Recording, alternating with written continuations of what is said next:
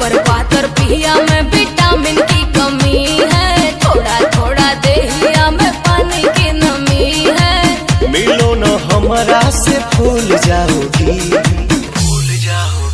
कभी प्यार से हाँ हाँ हाँ, कभी प्यार से बुलाना एक बार, हतार को भी भूल जाओगी।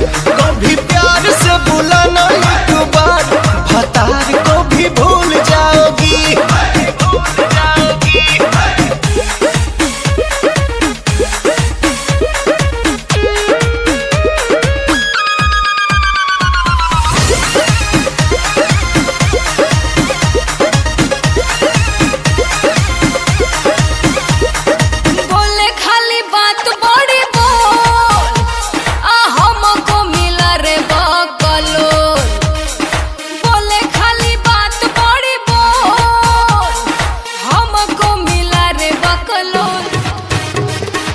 झूठों में बलमुआ मरती है, जिंदगी में ऐसे नहीं करती है।